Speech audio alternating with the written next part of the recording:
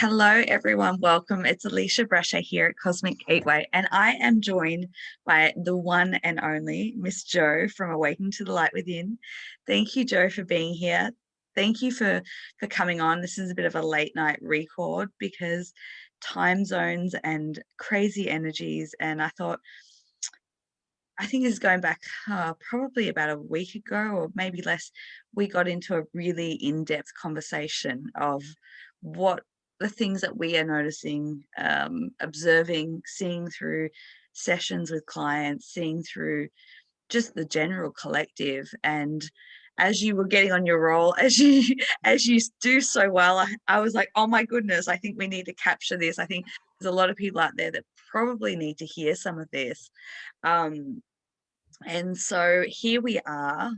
I know that from my observation, especially over the last few days, I particularly have been going through some very intense physical ascension symptoms. Um, and I know that a lot of people that I've spoken to too have been feeling that. I know you went through a passage earlier in the year where the intense physical symptoms were almost debilitating. I know I've spent a couple of days in bed sort of crawling out of my cocoon when I have to, and sort of, doing a record or doing a session and then sort of going back into bed. But there's been a lot of head pressure, a lot of jaw pain, ear, very intense. And I shared something today, talking about the intense mid-February burn away and all the physical symptoms. And there was about 30 symptoms on there. And I read through them. I was like, yep, that just sounds about right. So I know that, the head pressure thing, and also the jaw pain and I know, funnily enough, as someone who's in their mid-30s and pushing on the flip side of that, I actually have wisdom tooth coming through, so I know that that's not helping. But I know that, I've always sort of equated the jaw pain and pressure, that stores a large portion of our most ancient DNA. So when we can have that pain that really goes down the jawline and in through there, a lot of it's recalibrating on a cellular level. Like, it's a very deep recalibration. So but at the moment, if I'm really honest, it feels like my whole mouth is recalibrating at the moment. So, it's a very fun passage to go through, but you've got to laugh through it, don't you? I mean, Yeah. what else are you going to do? Yeah. And it sort of got me thinking before we came onto this recording that, I have a theory, and I have many theories, but I don't know if you'll agree with me. But, when we talk about, I spoke in the last video, I was talking about, awakening versus ascension and my definition and the differences of that. And I'd like your take on it as we go into it. But I've also then, my theory in terms of the ascension process, when you do start to go through those big energy shifts and changes, very, very often I see it as a process of, it starts on a mental level. So it's a lot of the deprogramming that starts to come out, and the looping thoughts and all these like very harsh negative thoughts that sort of start to come up. And then that then triggers then the emotional purging that comes out through that. And then you get down to the physical, where you start to encode more light into your physical body. And then it's changing your DNA, your cellular structure. And that can be really painful, And then I think we go through cycles within cycles of that. Yeah. So I think, that all being said, let's talk about the process that a lot of people are going through now, in kind of newly coming online, newly awakening, and what you're starting to see through that experience. It's interesting that you said that we go through that, like, that cycle. I think, for me personally, I feel that you're completely right in the cyclical nature of what comes up. It starts as the thought processes or the programming, And it genuinely, and I know it's said so many times and it's such a cliche, but it is like an onion, you know. Each time that you go through one of these processes, you go through a deeper and deeper and deeper process, and each one invariably is wrapped around programming. And I think I'm always piping on about how heavily programmed we are as a culture, as a species. You know, we've been indoctrinated from time and time and time ago to stay small, to have an acceptance that, you know, life is just life and we don't expect any more, and we don't necessarily expect to grow and change. And now all of that's falling away. For people that are waking up at the moment, and this has been a phenomenal period for people waking up, and I'm sorry that I'm smiling as I say that, because I'm sure a lot of people were like, oh my god, it's awful, you know, but for me it's like, yay, this is beautiful. This is what everybody wanted. For people that are waking up at the moment, I do. Right, and it's such en masse that it really has tilted the collective energies, in the sense of the general collective vibe away from awakening and ascension is very fear-based at the moment with what's going on in the world. It's understandable. There's a lot of fear projection. Within the newly awakening community, I think that there's part of I think this is one of the reasons we wanted to record this, is that a lot of people are waking up to a very abrupt comprehension that things are not what they thought they were.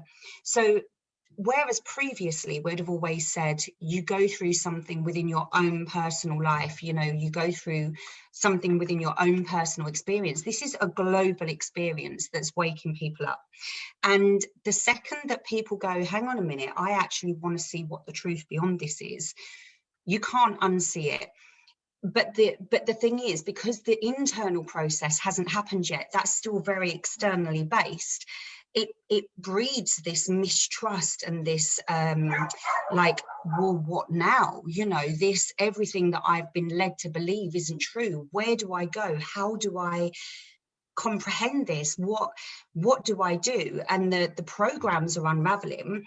But unfortunately, I feel, for me personally, I feel that when that's hitting the emotional areas, what's happening is it's bringing forth, and in a lot of people that have done ancient times and what might not have a remembrance of that, it's bringing through a lot of warrior raw energy, but it's also bringing through a lot of resistance, dependent on what people have experienced in previous lives in relation to the establishment and how things have been done.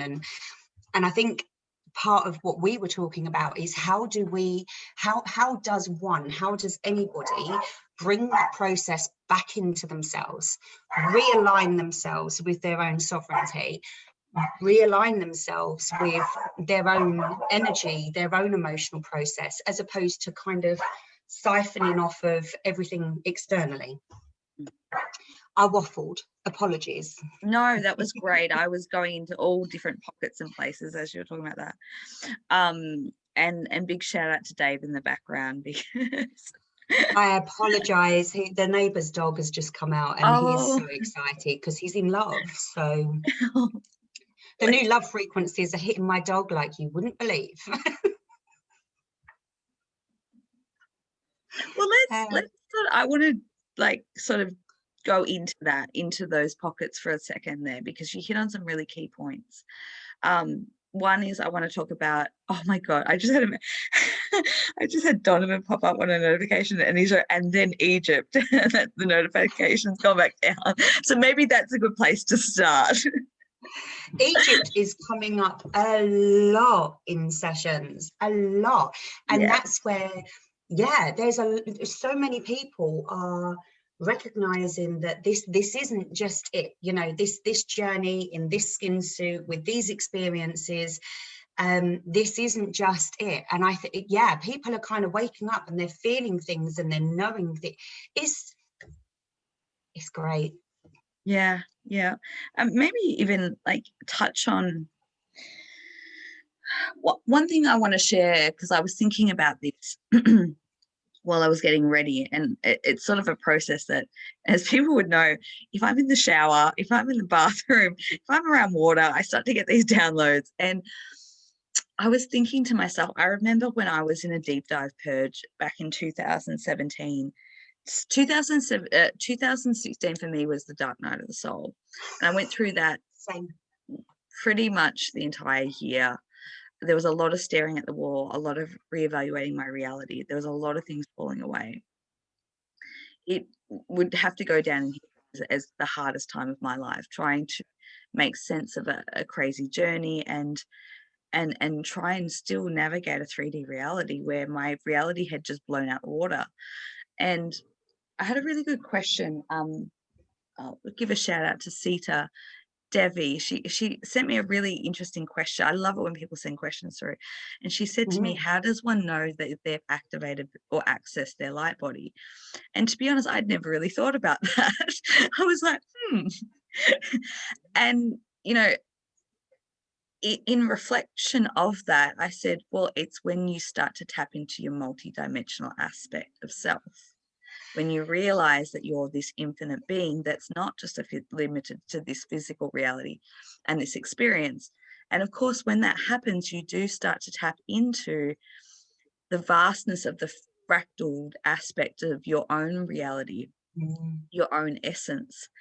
And I think that's where the big purging is in progress, is that while you're standing at the kitchen sink doing the dishes, you're going through releasing trauma of a past lifetime where you're in battle, in a war, in the end of a civilization that's crumbling, or whatever the scenario is. You're reliving that through your energetic body while it's trying to clear out. So while you're just washing the dishes, you're having heart palpitations, you're running immense fear programming that's coming up. You feel like you're fearing for your life. You go into warrior mode, you go into fight or flight. And literally what it is at that moment, because you become highly more attuned to your light body and your soul records, you're going through that purification process that organically happens anyway. And but you're tapping into that experience as though it's happening while you're washing the dishes. And I love what you're saying there. And the one thing, and I don't know if this will help, because we know that this happens, right? We're fully aware that this happens. And in so many ways, I feel very, very privileged in the sense that I can understand that this stuff happens. But I think the one thing that I'm aware of that people come across time and time again is that they'll have feelings, they'll have these kind of things going up. If you look at quantum, everything is all at once. So when we are now in a phase in this current reality, and let's call it reality because there are multiple realities available at any given point, and we are allowed to choose, but we'll get into that.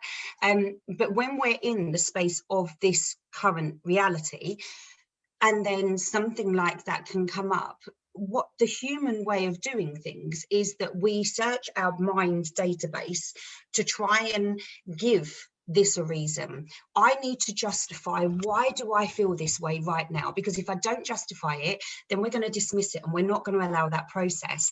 And the thing is that if humans, if the mind can't comprehend the essence of all that we are and all that we've been and all that we're doing. So in the space of filtering through a brain construct, a very limited brain construct, to give reason for what we're feeling or what we're releasing, we're denying the very aspect of our soul and of our essence that's trying to release this. Because trust me, if it's trying to release it, there's a reason. That's something that's stopping us moving into the next phase of being able to embody more of our knowing, to embody more gifts, to embody more love, to embody more acceptance, to embody all of these glorious things that allow us to hold higher frequencies and therefore enable more of our light body structure. So you can find that people can sometimes get a bit stuck on those moments because, well, I can't comprehend why I'm feeling like this, so I'm just going to not. 100%. Beautiful, beautiful summary. And I think you know, I go back to that saying that I always say, it's just energy. If the body's trying to release something, it's an energy form that wants to release. It's coming up for evaluation so that it can be let go, released, transmuted, go back to source. But it's when we start to place the attachment on it, and make sense of it, that I think that's where the stuck part can come, is when we get too much in our head, we get too cerebral. Everything. Yeah. Yeah. Yeah. And that's why I love teaching and working in energy, because you can literally work on, moving that energy out of the field, and then it's gone, and then you can, move to the next phase. But where it gets stuck is where we attach to it and try and work it out. And, some things aren't meant to be understood. I'm gonna just, and I'm actually just gonna say, for anybody listening right now, okay, Alisha and me, I'm gonna out both of us right now. We're the worst at the not knowing part, the conversations that we have where it's just like, but I just want to know. And it's like we both sit there and we're continually reminding each other that we don't always need to know. And it's so hard when you know for other people, and when you're in your own experience, we are like three blind mice. We're just running around doing what everybody else does in those moments, just allowing for the process. And it trust and surrender can be incredibly difficult, especially when you are going through your first one of these, when you've reached certain pivotal points within your own organic essence experience, soul experience, connection with source, however you choose to label that particular thing.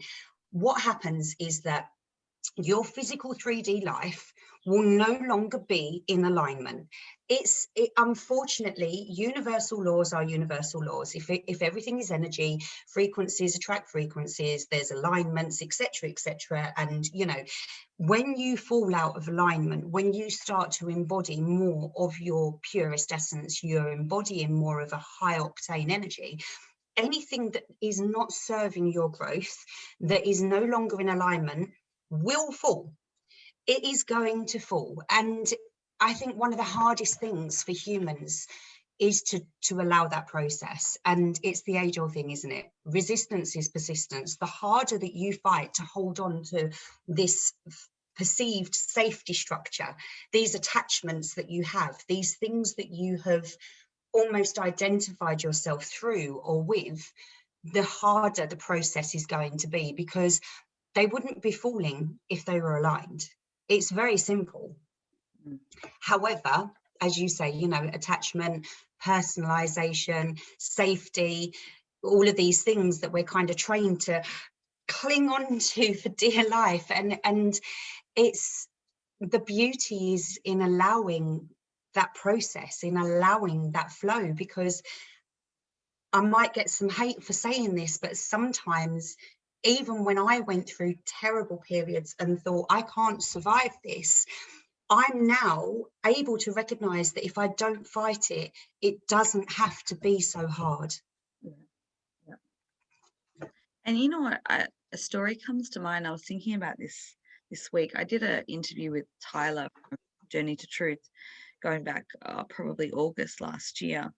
And I was thinking about him, and I'd love to get him back on the show, actually. But I remember it was such good timing when I connected with him, and he said, actually, I've left my job, my career of the last, I think, 12, 10, however long it was.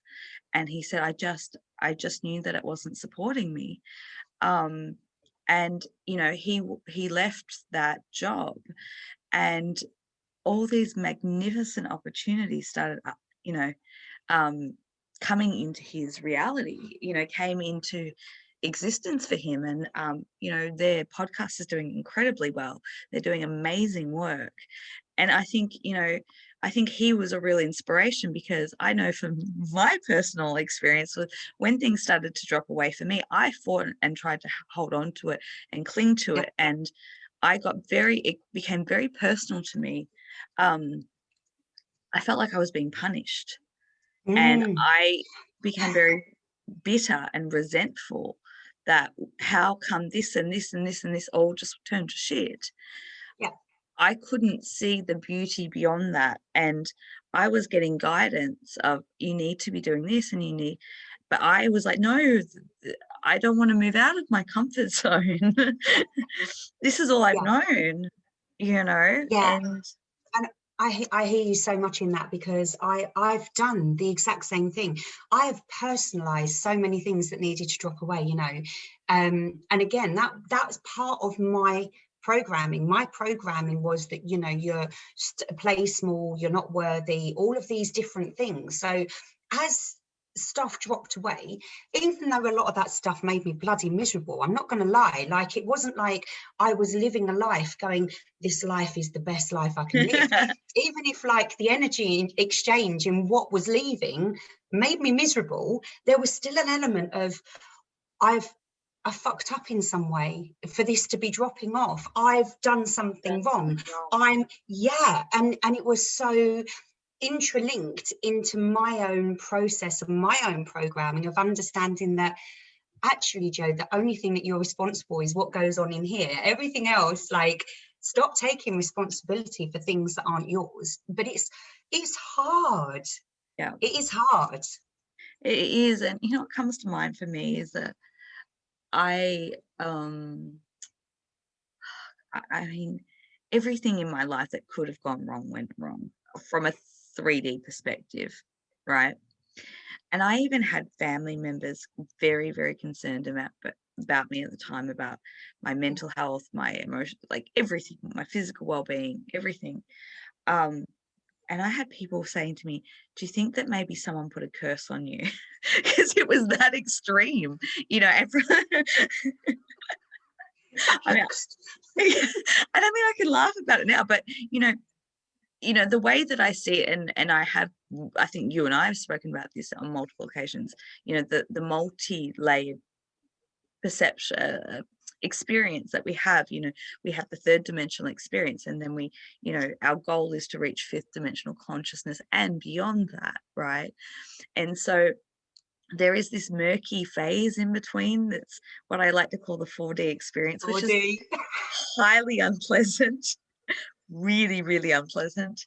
And it's almost like that layering process of, here's 3D, here's 4D, here's 5D, if you look at it like that. And so what happens is that someone will go through a process of going back to what you're saying, that new love frequency that's bombarding the planet. Oh my goodness, it's absolutely magnificent, right? So that energy, that frequency, whether it's activated through another person or whether it's just you catching that cosmic energy that's coming in, that is available to all of us, we take that in, and we have that really high moment of feeling in alignment, and everything's kind of quite magical and blissful, right? And our body's vibrating at that level, but it can't sustain it. And so what happens is we drop back down and we sort of ebb and flow in this 4D experience, where all our programming comes up. And as you're saying that with the vibrating thing, firstly, to everybody out there that's vibrating right now, because there's been a lot of people feeling those energy vibrations, actively feeling them in their body. And I just want, shout out to all of those people, because I think the first time you ever feel it, you can be like, oh, I'm not sure what's happening in my body right now. But when you consider how that vibrational process actually dislodges anything, my favorite word, gunkier, that needs to drop, it needs to come out, to hold and sustain these frequencies. It does stand to reason that we are continually filtering and processing these different levels and things for, I was just about to say sustainability. Sustainability. Yeah, that will go. Yeah. And each time we're like, and then we drop because there's some shit that needs to come out, and then it's like, and you have to then delve into where has this come from, because in the comprehension of understanding which goes completely against what I said in relation to needing to understand it. When it's programming, the second that you understand it, you can go, okay, and you can consciously and actively choose. You can choose. If it's obviously relating to ancient civilizations and things like that, if there's nothing there that you can recognize, just allow it. But I'm finding so much programming coming up, so many levels, and I will own myself that with these new love frequencies, I don't know if you remember, sometime maybe towards the end of last year, I was stood in my kitchen and I had this, and I just cried. Yeah. And I said to you, oh my God, I felt this come in, and it wasn't a romantic thing. It was like a pure love frequency. And I get goosebumps now. It just was so beautiful that I sobbed in recognition of this vibration, this energy. Then enter Earth, living a physical life, programmed Joe. I wigged out massive last week. Like, I think I had probably the most colossal mind fuckery, 4D gunk, like miscomprehension, where I actively watched myself play out and in being a process of thinking and enacting one thing, whilst simultaneously watching myself going, but I don't understand, because I don't feel this. Why am I thinking this? Why am I feeling this? Why is this situation going on right now? And they were acting concurrently. And but I couldn't stop it. And it was disruptive, and it was yuck, and it was all of these different things. Unfortunately for me, I had counselling the next morning.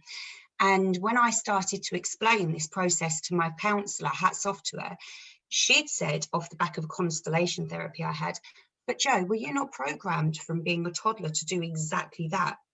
And you know, when you go, oh my God, like my programming from child, like so young, ramped up so massively in the phase of this whole love energy and tried to derail me. So I then in turn went to everybody that I know that I'm close to and said, right, this is what this is. If you see me do this and I don't recognize it, call me up on that shit, because that's the only way to push and break past program. And so beautiful that you can do that. And I think it's so important to call ourselves out in the mix of it, and go to those that are closest to us and say, hey, I'm going through this. This is my program. I know it's so funny that you brought that up, because I remember around the time that you had that experience, I think I caught on to some of that. I think that there was a bit of that flying around. And I was having a chat with Anna, and we had this really in-depth conversation one night, and it was all about worth and great love and being worthy of that and embracing that in different fractions of that.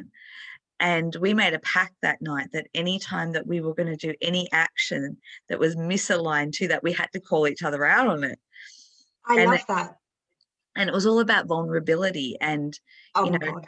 Yeah, that word. And it was like, no, we're going to break through this, because the only way that you can sort of actualize and embody and experience those energies is if you action yourself towards it and act in accordance with having that in your life. And, you can feel an energy, you can feel a potentiality, but if you're not working with it in the physical reality, that's always just going to be an energy and a potentiality. Yeah, you genuinely, and we talk about alignment, and I don't know, maybe part of me is just all of a sudden like, oh, what is alignment? Well, alignment is when there's something and you have a pull, there's like a magnet, there's a magnetic draw to the energy is compatible. You know, you are now aligning into this different space, this different thing, this different feature, this different job, this different person, this different, you know, way of thinking, this different way of being. And what was before is not comfortable. It doesn't make you feel good. It, you know, you have the yucky physical around it. You can spend time with people where literally you can feel your soul going, you know, and we're all fine going in and out of alignment with different things as we shift our bodies, our light bodies, our DNA structures, our processes. We clear programming, we clear emotional gunk, we clear ancestral lineage, and all of these different wonderful packages of shit that we've accumulated over eons. But I think a lot of the time, and this, it kind of feels hard to say this, but we are programmed to believe that we don't have choices. And we do. We have choices, even in the spaces where we recognize that we might not be able to recognize something at the time. Call on your friends, make them call you out on that shit, because we actively get to choose what we wish. You know, we can sit there in a tower moment and watch everything fall in and choose to try and pick up what we no longer is right for us, or we can choose to look and go, okay, yeah, this is really, really uncomfortable and I'm watching my entire structure fall away, but yet I am fully, whether it's consciously, subconsciously, energetically, physically, mentally, emotionally, on whatever level, you will be aware of what you are now aligning to, because it's no longer with what's dropping. That's just, it's just a fact. And if we choose in those moments to focus on what we're aligning to, we are then in turn choosing our own realities. Mm-hmm. Mic drop moment right there, Jo. Thank you. I'm just trying to think of where to go from here. There's all the astrological and space weather and all of that kind of stuff that's massively in play in February as well. And I don't know if you've got a lot of people that watch and that are part of Cosmic Gateway that are, you know, impacted by that kind of stuff. We can go over and cover that a little bit. Just trying to bring up to see. Yeah. Can I just say, though, off the back of the love frequency thing, because that is huge.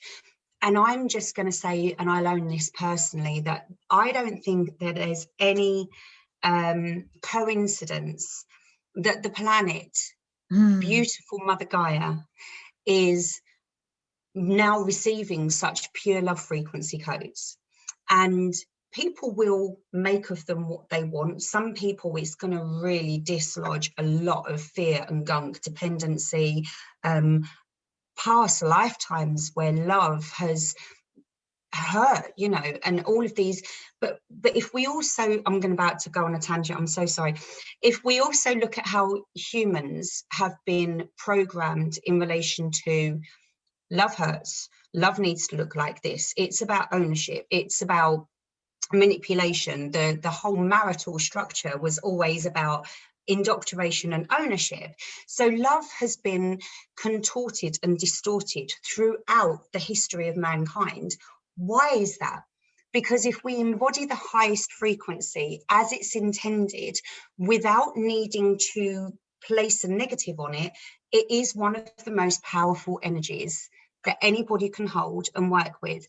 There is no coincidence that while the perceived view of the world right now is the biggest shitstorm in history, there's no coincidence that this pure energy is radiating and vibrating to our planet, because it is the very tonic for what is seen as the polar opposite of what's going on.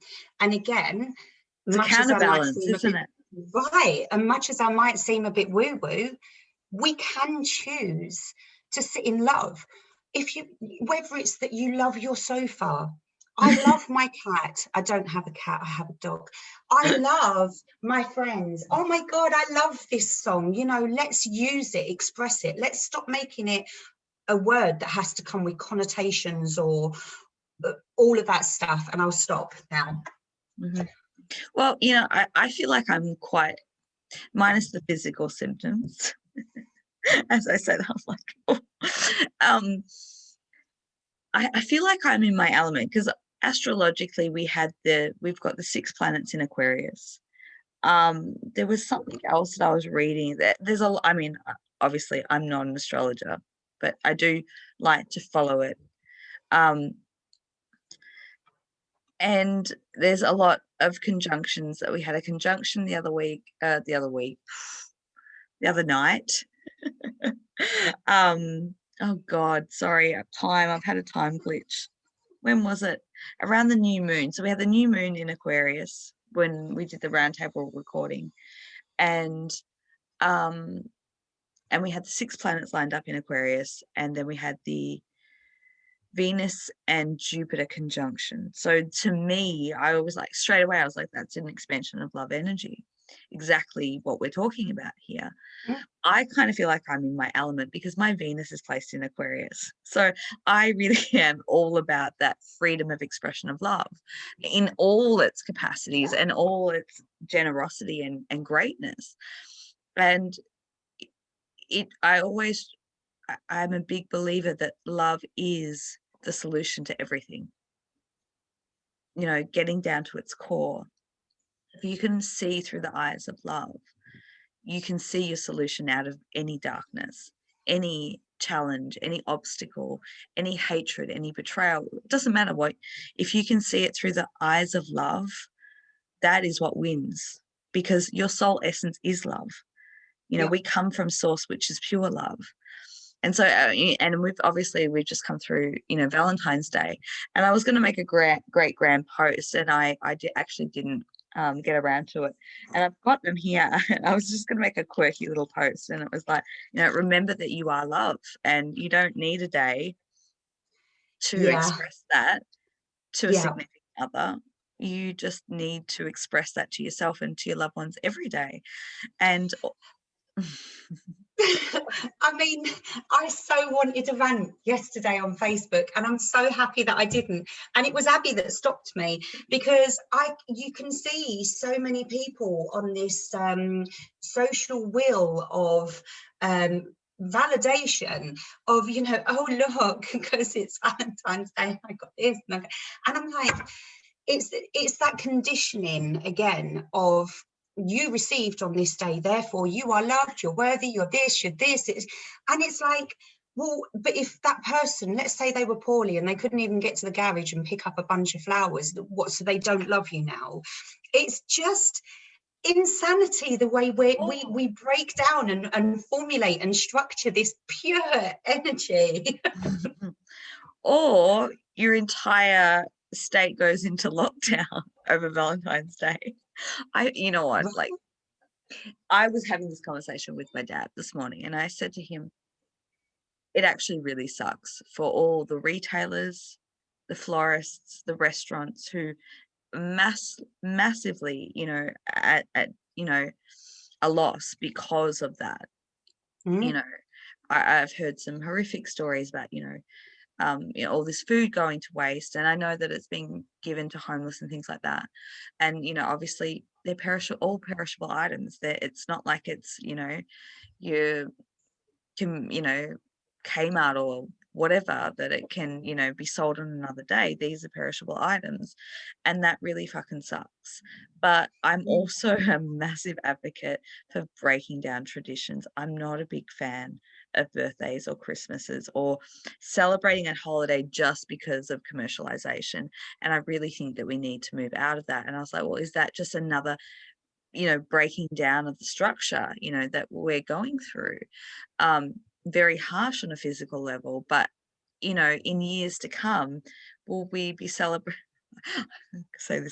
will we be celebrating other days, you know, I won't say it on air because I don't want to get pulled down, but it could be, I was thinking about certain letters of the alphabet and how they correlate to, words and things like that.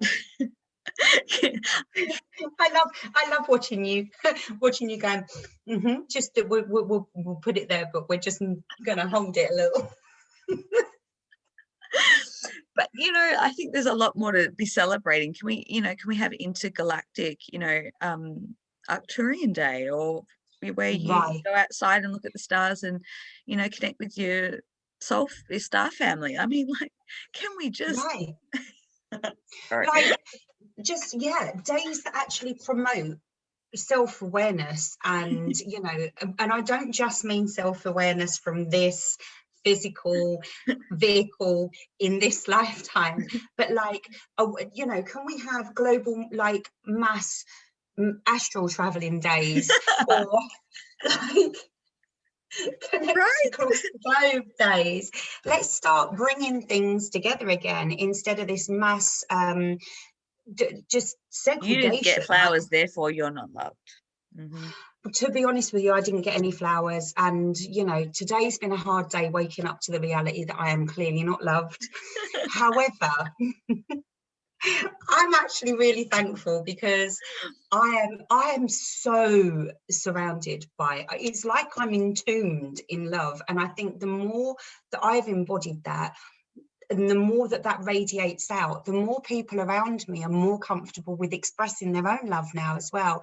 And it might feel weird if you've never been in a space where you are actively flowing in a love space. I'm not talking relational, just as a general, in a general space, that can sometimes feel weird. But I'm telling you now, try it. The more you smile, people will smile back. The more you embody joy, people will find joy back. The more you act like a child and refuse to say, I'm an adult, I have to have all these responsibilities and burdens placed upon me, the more you shed them, you are actively showing people how to be able to do that for themselves. And it is just stunning. It really, really is stunning. So Yeah. it is. And it's living by example, isn't it? If we yeah, but change this world, we do be the that. change you seek. Yeah.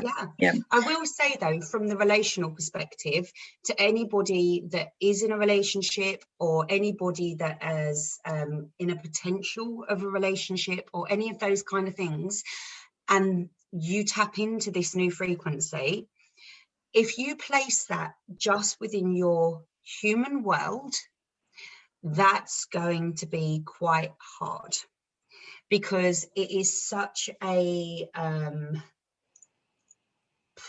beyond human comprehension type thing.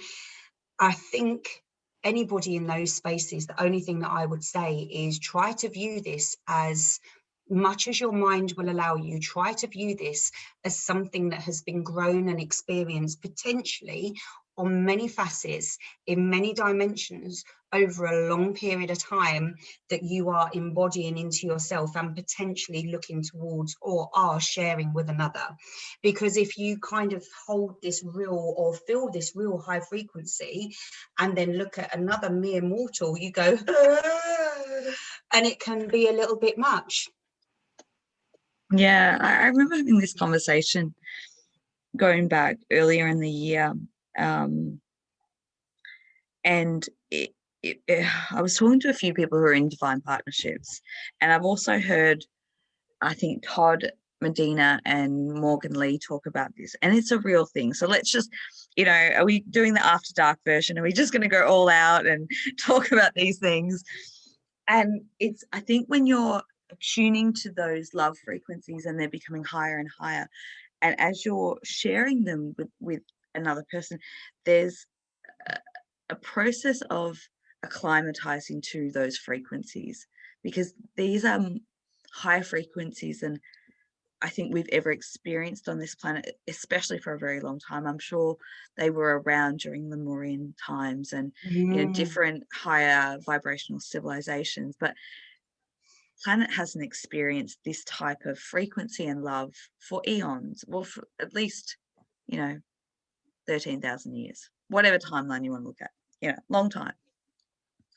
And as you start to come into this kind of union energy, or flowing, doing the cosmic dance, that's what I like to call it, the energies are so intense that they can, yes, push and purge things to the surface, or they can be so intense that it's almost nauseating. Mm. And you can actually feel quite physically sick from them. Which is, I'm just imagining people like, I'm loving your company, but I just need to go spew right now.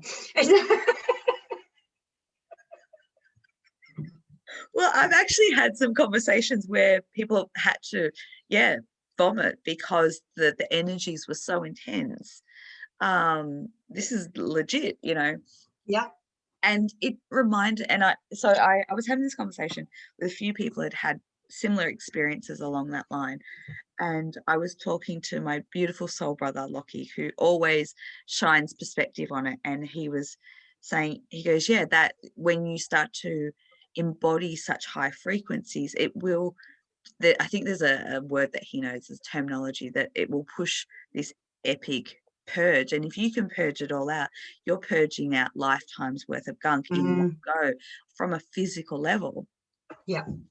And he was giving me various case studies where people had done that and become enlightened, that this energy had come pushed in and they were able to go through. It's not just like vomiting, it's like a very intense physical process. Purge. Yeah. And instantly triggered my memory. I was like, I've had two of those moments in my life. And he's like, you should have kept going. You could have been, And I was like, obviously I wasn't, because I was meant to go through all, more experiences. But I remember the very first time I ever had energy work done. It was the most intense experience. I was 16 years old, and I had two Reiki masters work on me. And they said that they'd never cleared anything like that before. I went in feeling what I thought was normal. I walked out floating. I literally couldn't feel my feet. I was like, right. And I felt amazing. The best I'd ever felt. I was clear in my head. I went to bed that night and I woke up at 5 a.m. and I completely vomited my guts up for like hours and hours and hours. And and then I had another experience when I was at a healing retreat in Brazil. Same thing happened. I had psychic surgery. I was set to bed rest for 24 hours. I got up, I thought, oh good, I feel great. I went down the street to get a smoothie, came back and ooh, and it's not you're sorry, we're getting very graphic here. It's not your usual vomit, it's black. It is black. Yeah. I mean, I can remember when you've done that. Yeah, you were working on me while I was bringing up black tar. That's right. I just remember that.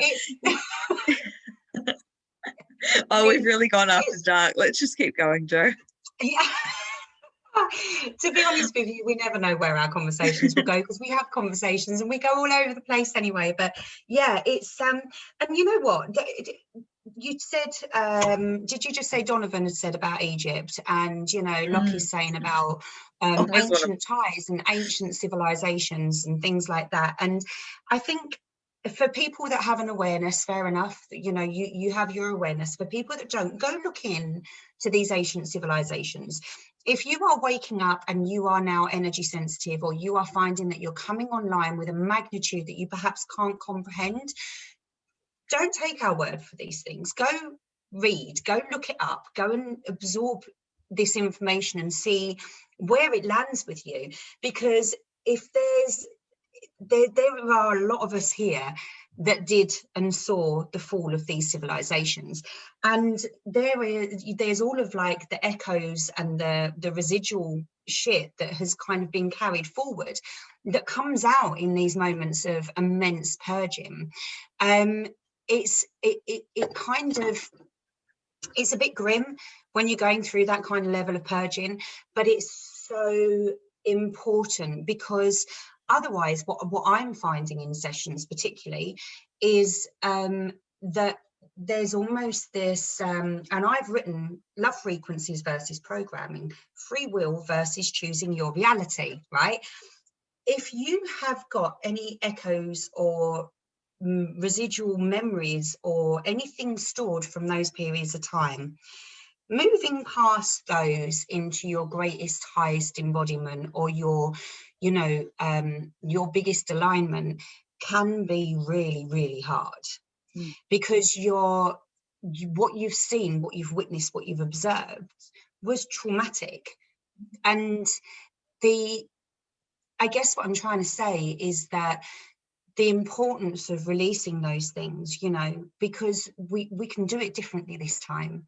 We just have to get past the feeling that everything went wrong last time. Yeah. And that can be in relation to, as you said, you know, you might meet somebody and actually you've had a few goes at doing something and they've died or they're this, and there's this like mass knowing of this person, but actually there's a residual fear going on there. That doesn't, some people might go, well, intuitively, I just know this is wrong for me. Or you're still holding or carrying these painful experiences, and actually when they're gone, you can be in this most vibrant space. So all is not what it seems when we've traveled and done so much more than what our human now is aware of. And I think that whole Egypt thing, like that's been been so topical for like a good 18 months or more of clearing and purging some of the darker, lower timelines. And I know it's been really prevalent for me, especially in the last 12 months or longer.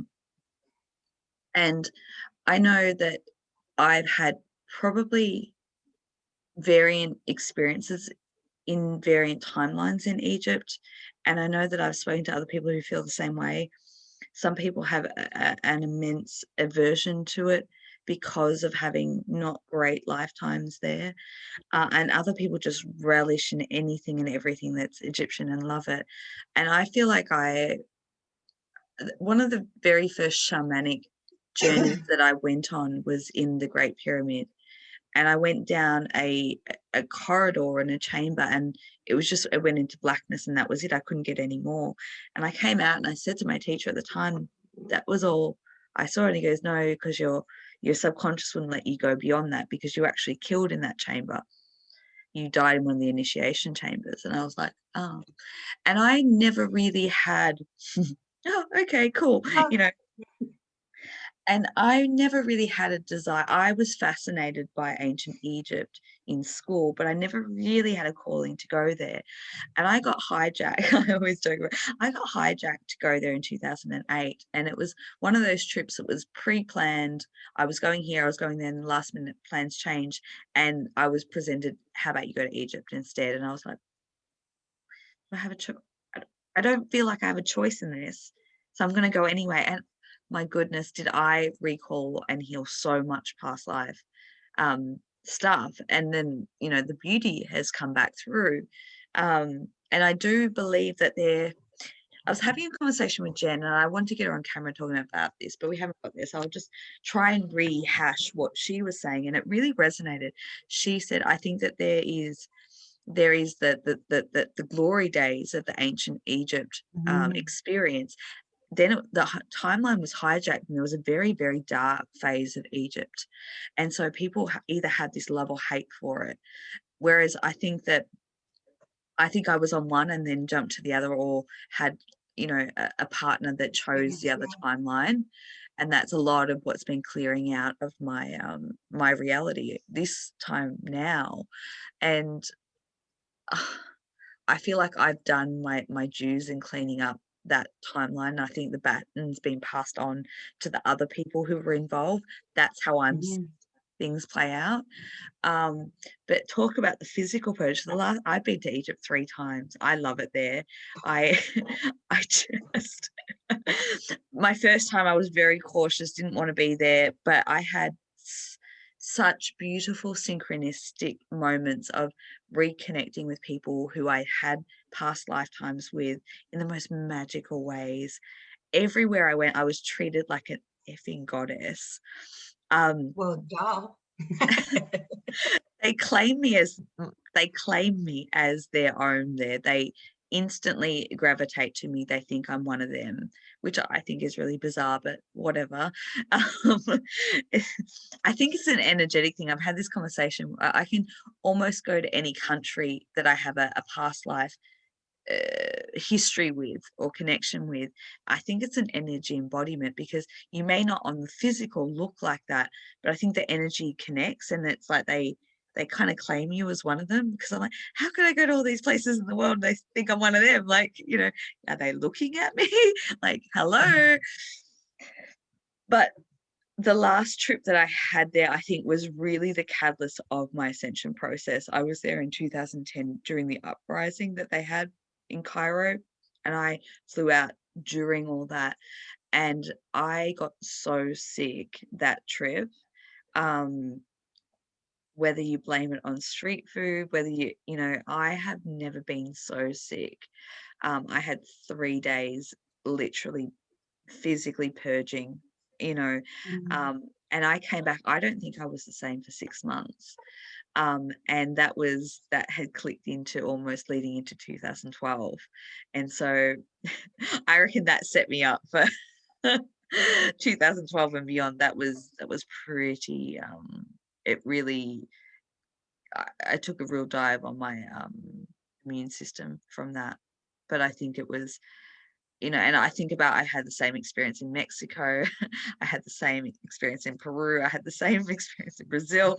And I was like, I'm just Tibet. Oh my God, I was so sick. Now, as your friend thinking, note to self, don't visit sacred sites with Alisha.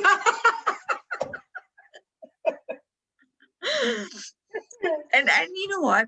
I don't think that I was half aware of what I am now during that. And I kind of kick myself, because I would love to, and I probably will. You know, I do plan on doing a lot more travel. And I'm listening to you saying that, and I know that, you know, of your intention to travel, and we talk so much about being, you know, when we're able to travel and all of that kind of stuff, because there's such a richness of kind of revisiting these spaces. And I'm hearing all of the purging and the releasing that you're doing, and I'm so aware of your journey and of your energy embodiment as you are now. I'm just thinking, like, how phenomenal to go back in. I'm sure there's parts of you that doesn't recognize the version of you that went previously.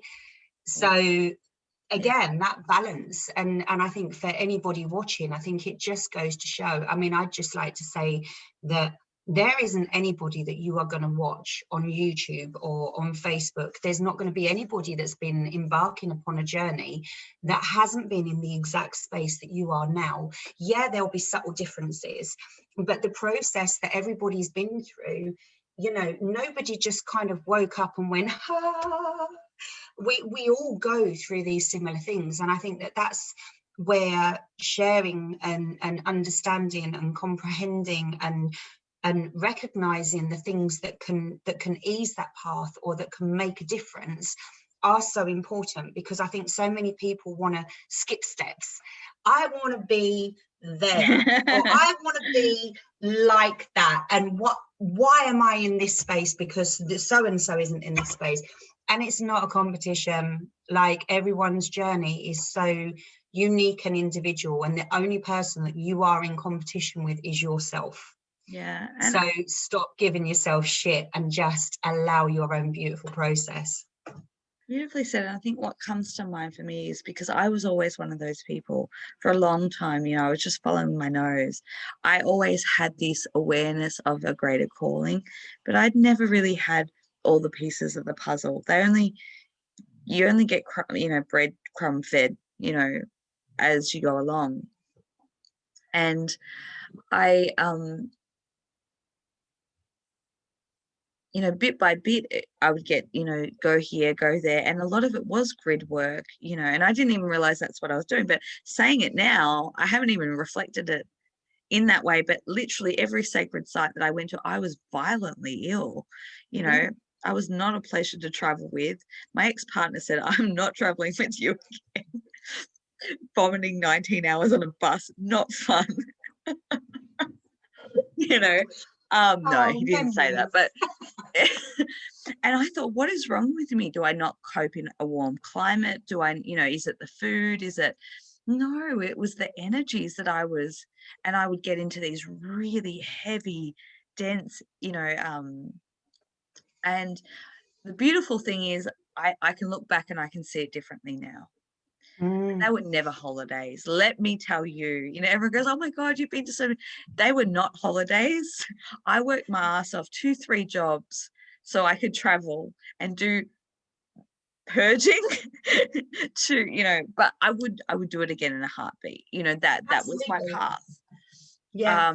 And I think what I'm really hearing you say in that is that in the space of, again, it's that space of not knowing, in the space of not knowing, you still, within your free will, decided to go and do these things because that's what you were aligning to.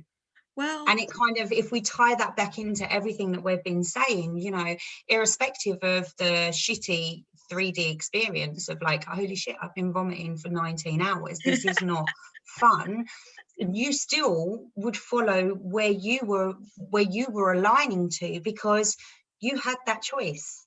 yeah. And thank goodness you did, because I mean, I can't even begin to Well, comprehend you the know kind what? of It work was that you've done always, across it the was planet in always, those spaces.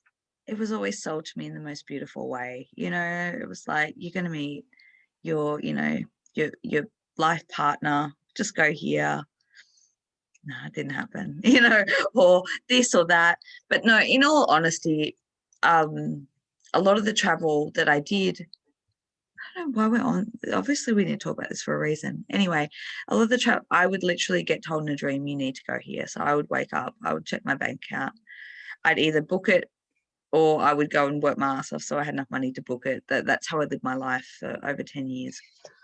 I mean, And and funnily enough, I was talking to Zara, and we were saying about how, considering everything that's played out in the world, right?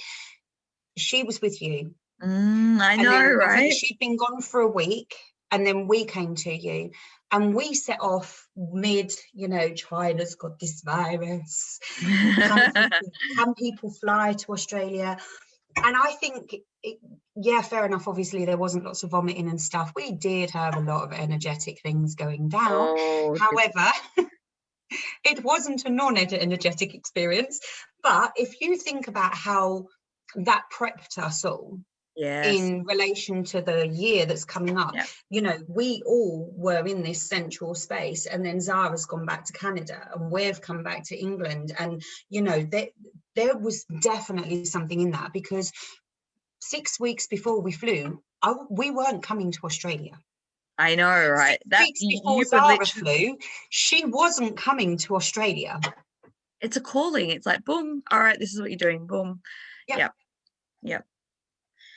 Yep.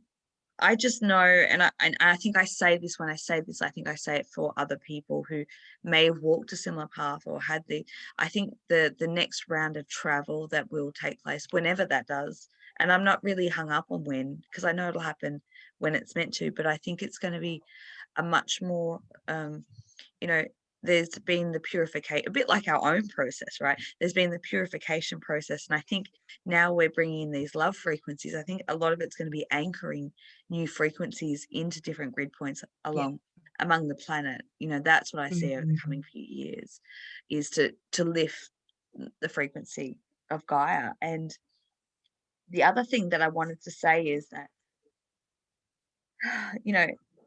when you look at other people's journeys, and I did for many, many years, I would look at people that I admire and think, oh, I just want to be there. I just want to be like that person, or, can I get going? And and I would come up the wall of so much frustration and impatience and whatever else goes with it. But when I finally felt like it was my turn,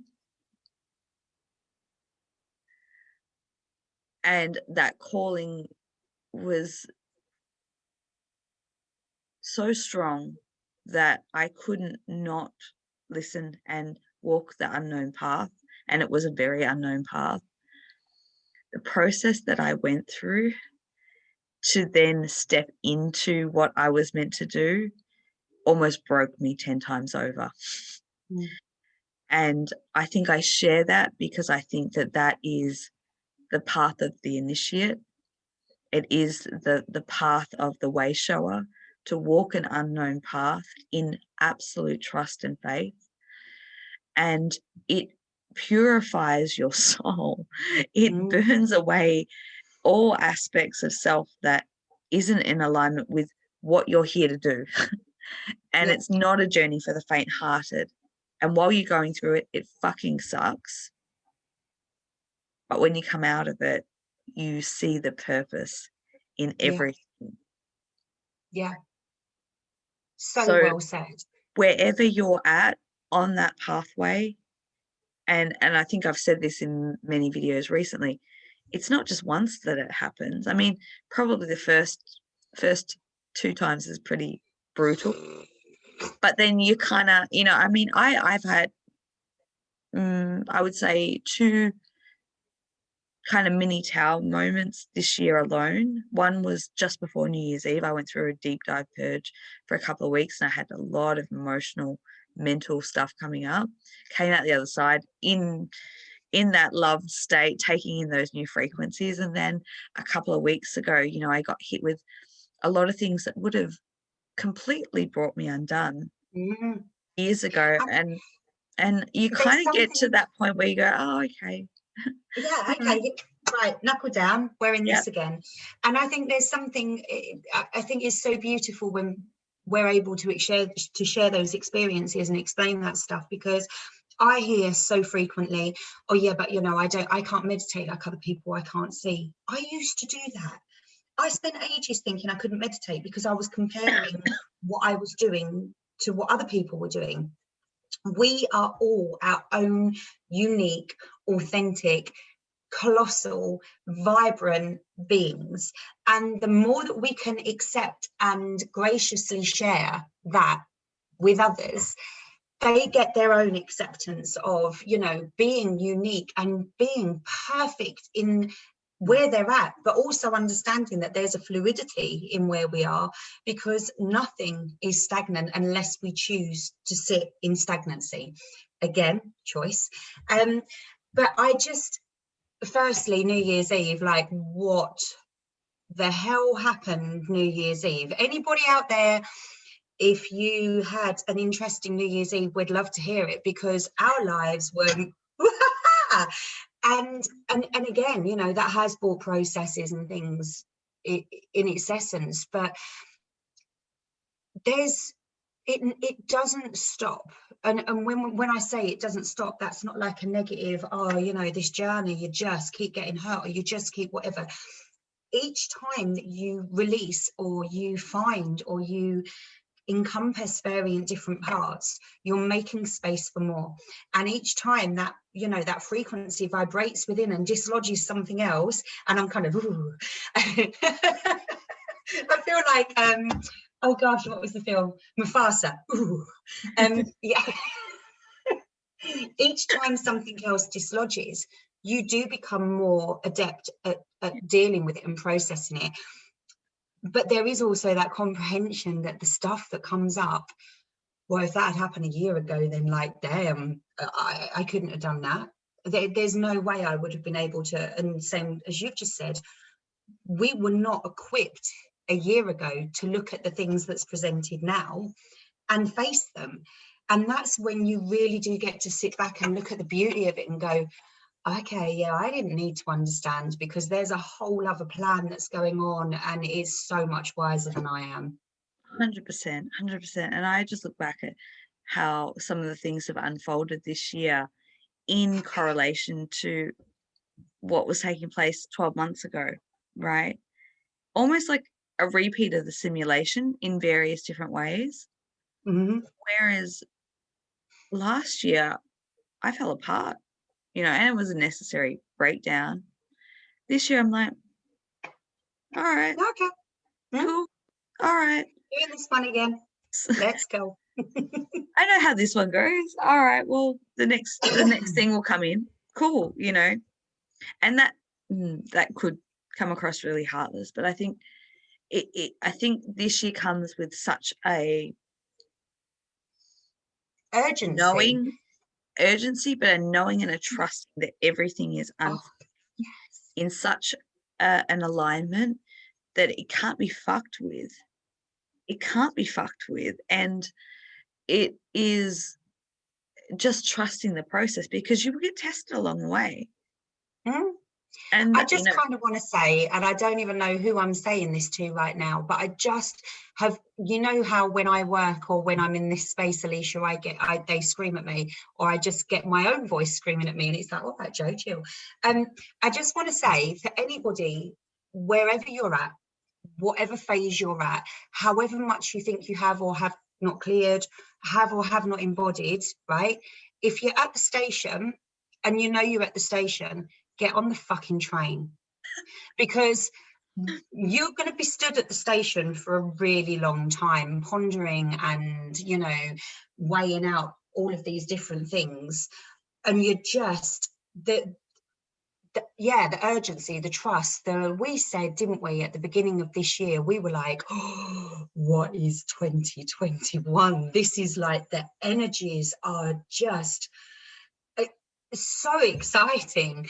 And even if you're not in a space where you feel that they're exciting, just trust that everything that is being presented is for a purpose. Like, we're doing this now. We are here to embody and assist Gaia to hold higher frequencies. So if you're feeling that and you are on that process and you are on that path, get on the fucking train. yeah. Let's do it. Yeah. Beautifully said. Thank you, Joe. Thank you. And I think I just want to finish up with what got me through some of the heavier times, the purging, the uncertainty, the unknown, where am I heading? I always had to go back to, why did I come to this planet? Oh, yeah, no, but why did we though? Ask myself that same question sometimes. So, you know, I always like to bring it back to, what did I come here for? Is this these things that are going on that I'm getting all worked up at in my head about, is it really worth it in the bigger, grander scheme of things? And if it's not, then, you know, that's how I operate. Take in the vastness, the bigger picture, to see clearer, to be able to navigate better through, why is this happening? Where is it taking? Depersonalization.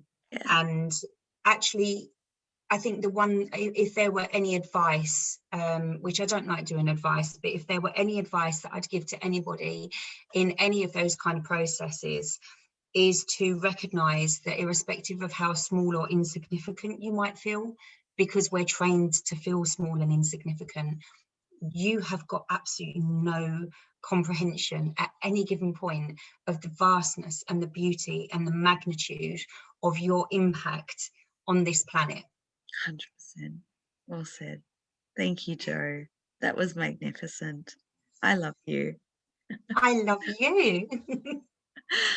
Well, with that said, if you do feel that you need assistance, Joe and I, Joe offers a variety of different sessions, BQH, cognitive processing, guidance, energy work, and myself, obviously, working in divine partnership and energy work and soul mission and alignment. So if you feel that you at that where you need that little bit of assistance, all the details where you can access that will be in the description box below. Until next time, thank you so much for everyone watching, sending you so much love wherever you're at in your journey.